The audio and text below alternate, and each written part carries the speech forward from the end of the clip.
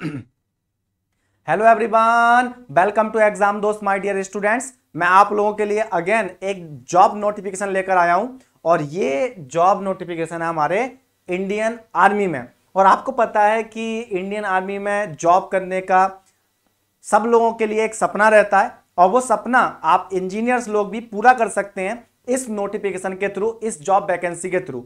लगभग हर साल ये जॉब नोटिफिकेशन आता है जिसमें शॉर्ट सर्विस कमीशन टेक्निकल वालों के लिए एक जॉब इंडियन आर्मी की तरफ से आप लोगों को ऑफर की जाती है। तो इस जॉब नोटिफिकेशन के बारे में मैं आपको डिटेल में बताने वाला हूं।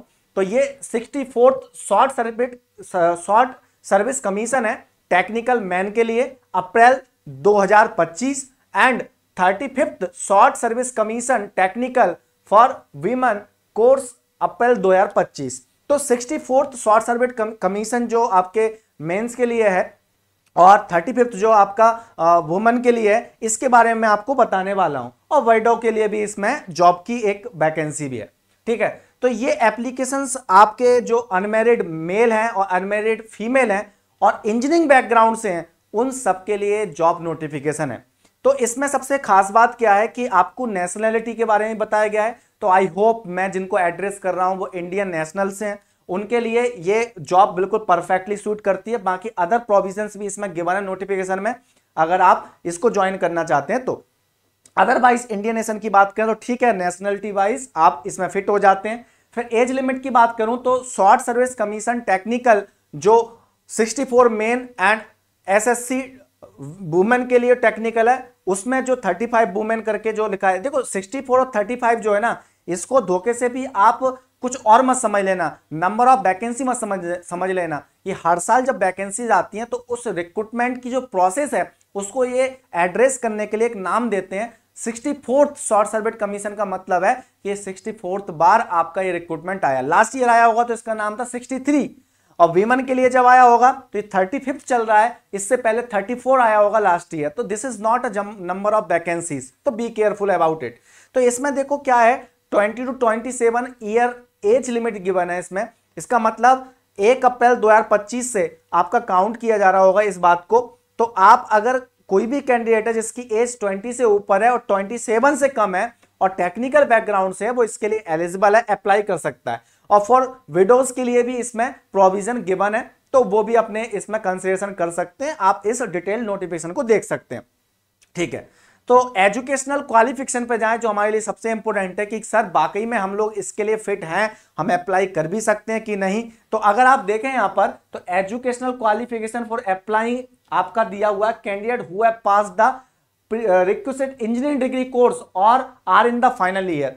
तो जो डिग्री कर चुके हैं और जो फाइनल ईयर में हैं वो अप्लाई कर सकते हैं, लेकिन मेक श्योर जो फाइनल ईयर में स्टूडेंट्स हैं उनकी ऐसी बैकलॉग वगैरह नहीं होनी चाहिए। जब उनकी ज्वाइनिंग वाली बात आए, जब वो एग्जाम दे रहे हो, ये वाला पूरा का पूरा जो आई थिंक 5 डेज का चलता है, इसमें सीक्वेंस रहती हैं, स्टेजेस रहती हैं। फर्स्ट स्टेज में आपका रिटन टाइप का होता है, एक पिक्चर आपको शो की जाती है सामने, उस पिक्चर पर आपको परसेप्शन देना होता है अपना।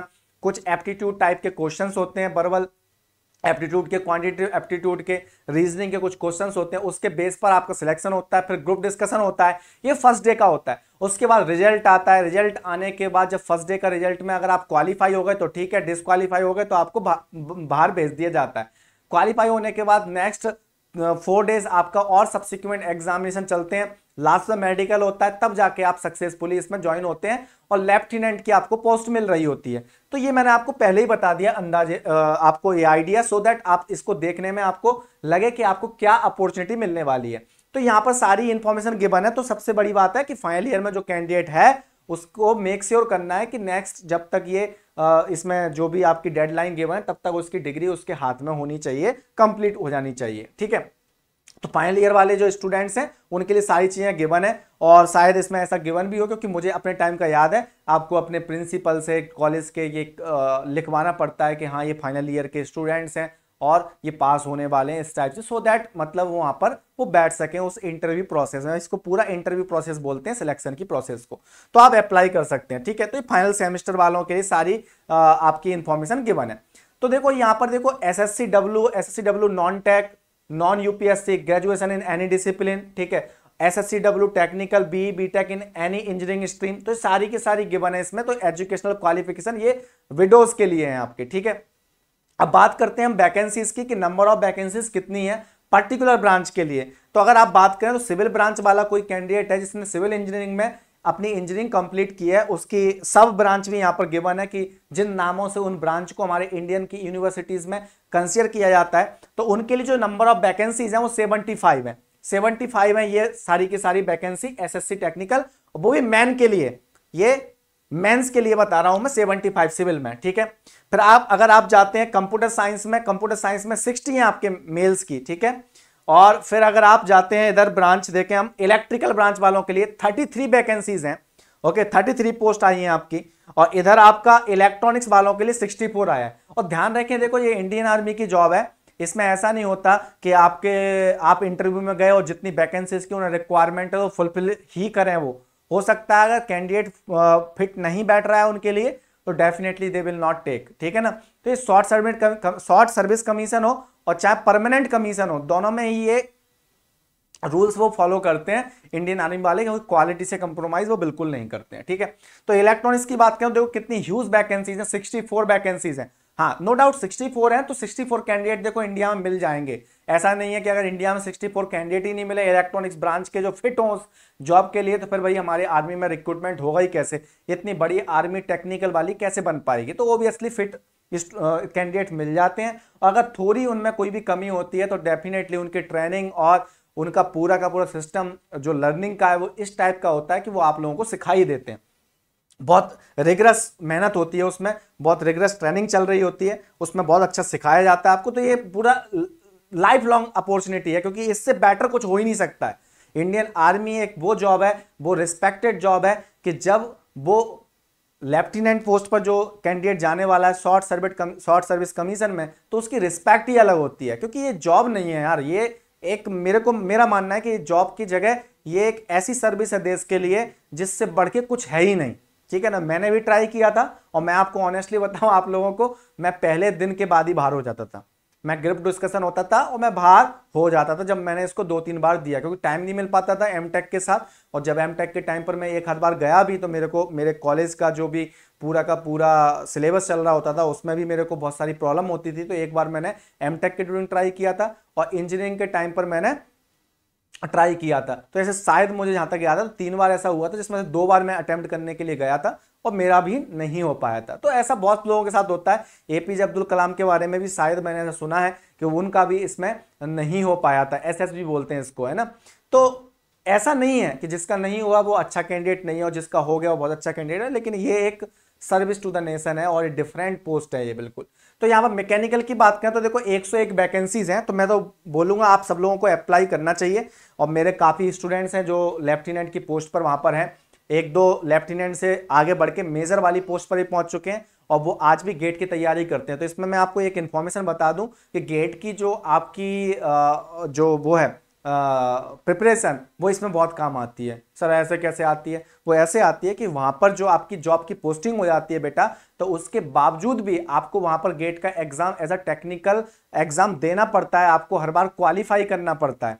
तो जो मेजर है वहां पर, जो मेरा स्टूडेंट है वो आज भी कांटेक्ट में रहता है मेरे, तो उसके साथ यही प्रॉब्लम है कि उनको गेट का एग्जाम देके उनको क्लियर करना होता है। एक मेरा खुद का दोस्त है मेरा जो मेरे साथ पढ़ा हुआ था, भाई समझ लो उसको मेरा, तो वो भी वहां पर जॉब करता है, तो वो भी गेट की अभी प्रिपरेशन कर रहा है। टाइम नहीं मिल पाता है और बहुत दिनों से गैप हो गया होता है, तो उसे भी गेट निकालना होता है, क्वालिफाई करना होता है, सो दैट वो शो कर सके कि they are technically sound still, okay. तो दैट इज द पॉइंट। तो इसलिए गेट की प्रिपरेशन को आप बहुत अच्छे से कंटिन्यू रखें अगर आप इसके बारे में सोचना चाहते हैं, क्योंकि आगे जाके आपको गेट के एग्जाम जॉब में रहते हुए आपको निकालने पड़ेंगे, क्वालिफाई करने पड़ेंगे। इवन आप परमानेंट कमीशन में हो। और शॉर्ट सर्विस का मुझे आइडिया उतना नहीं है कि इसमें भी देना पड़ता है कि नहीं, लेकिन मेरे कॉन्टेक्ट में जो लोग हैं उनको देना पड़ता है। That is the thing, that's why they are preparing for the GATE examination, ठीक है। अदर इंजीनियरिंग ब्रांचेस के लिए रिस्पेक्टिवली गिवन है टोटल 350 वैकेंसीज है। इतनी सारी वैकेंसीज आप लोगों के लिए आई है इसमें, तो ठीक है। अब इसके बाद वीमेन के लिए बात करते हैं। तो वुमेन के लिए जो आपकी वैकेंसीज आई हैं आप उसमें देखो वो अलग है, मेल के लिए अलग, तो मेल के लिए 350 है। ऐसे ही आप देखो फीमेल के लिए देखें हम तो सिविल में 7 है आपकी, ठीक है। और फिर आप बात करें कंप्यूटर साइंस में 4 है आपकी वैकेंसीज, फिर आप बात करते हैं इलेक्ट्रिकल में 3 वैकेंसीज हैं, इलेक्ट्रॉनिक्स में आपकी 6 वैकेंसीज हैं, एंड देन अगर आप टोटल करें ऐसे सारी ब्रांचेस को मिलाकर तो ये फीमेल कैंडिडेट के लिए टोटल वैकेंसी 29 वैकेंसीज हैं आपकी, ठीक है। तो आपको यहां पर बी टेक मांगा गया है इन एनी टेक्निकल स्ट्रीम, तो इलेक्ट्रॉनिक्स वाले इलेक्ट्रॉनिक्स के लिए अप्लाई करेंगे, इलेक्ट्रिकल वाले इलेक्ट्रिकल के लिए अप्लाई करेंगे। तो ये सारी इंफॉर्मेशन में गिवन थी। सारा का सारा आपका जो फॉर्म है वो आप ऑनलाइन फिलअप करेंगे, नोटिफिकेशन को बहुत ध्यान से सुनेंगे पढ़ेंगे, क्योंकि ये भैया आर्मी की वैकेंसी है। जो इंस्ट्रक्शन दिए हैं आपको एज इट इज आपको इसमें फॉलो करना है। अगर आपने पहले भी अगर कोई एसएसबी का इंटरव्यू वगैरह दिया हुआ है, पहले अपीयर हुए हैं, उसकी सारी डिटेल लेके जाना आप अपने साथ। वो पूछते हैं उस दिन और फिर आपको डांट भी पड़ती है वहां पर। ये कोई आपका हल्का फुल्का वैसा नहीं है कि आपको बहुत प्यार से ट्रीट किया जाएगा, डांट भी पड़ती है आपको वहां पर, बहुत अच्छे से फटकार भी पड़ती है, ठीक है। तो टाइप्स ऑफ कमीशन होते हैं, ग्रांट ऑफ कमीशन, ठीक है, confirmation of short service commission, ठीक है। तो ये सारी इंफॉर्मेशन में गिवन है। ट्रेनिंग के बारे में गिवन है कि सिलेक्टेड कैंडिडेट्स है तो उसकी ट्रेनिंग कितने पीरियड के लिए होगी, कैसे डिस्चार्ज होगा, क्या उसके अलाउंस रहेंगे, है ना, अगर वो कैंसिल करता है, विड्रॉ करता है वहां से तो उसकी प्रोसेस क्या होगी, सारी की सारी चीजें यहाँ पर गिवन है यहाँ पर, ठीक है। टेन्योर गिवन है, देखो टेन्योर ऑफ एंगेजमेंट, इसमें क्या है ना, इनिशियली शॉर्ट सर्विस कमीशन का मतलब होता है 10 साल के लिए पहले आपको जॉब मिलती है और 10 साल के लिए आप वहां पर काम करते हैं। फिर उनकी अगर रिक्वायरमेंट है और आपकी बिलिंग है तो आप उसके हिसाब से उसको एक्सटेंड करा लेते हैं और शायद एक्सटेंड आई थिंक 4 या 6 ईयर के लिए फिर से आपका वो एक्सटेंड हो जाती है आपकी सर्विस और फिर आप उसमें वो और काम कर रहे होते हैं अदर देन दैट, है ना, 10 ईयर के बाद सब्सिक्वेंटली काम कर रहे होते हैं। और प्रमोशन की बात करें तो आपको स्टार्टिंग होती है लेफ्टिनेंट से ऑन कमीशन और लेफ्टिनेंट के बाद 2 साल बाद आप कैप्टन बनते हैं, फिर मेजर बनते हैं आप 6 ईयर बाद और फिर आप 13 ईयर बाद लेफ्टिनेंट कर्नल बनते हैं। तो आप ध्यान से रखें, अगर शॉर्ट सर्विस कमीशन में आप जाते हैं तो आप 10 साल तक ही जॉब कर रहे हैं और 10 साल तक जब जॉब कर रहे हैं तो आप मेजर तक की जो आपकी पोस्ट है उस पर पहुंचने के बाद ही आप रिटायर्ड हो जाएंगे। तो ये शॉर्ट सर्विस कमीशन का। परमानेंट कमीशन में आपके पास फैसिलिटीज होती है कि आप मतलब 13 ईयर और आप 26 ईयर तक काम करते हैं तो आप पहुंच जाते हैं कर्नल तक की पोस्ट पर पहुंच जाते हैं, लेफ्टिनेंट कर्नल की पोस्ट पर पहुंच जाते हैं। तो ठीक है, कोई बात नहीं है, लेकिन जॉब हमेशा बेस्ट है इसमें। अगर आप लेफ्टिनेंट की पोस्ट पर भी जा रहे हैं then you are at a very good position, ठीक है ना, आप बहुत बढ़िया जॉब कर रहे हैं, ठीक।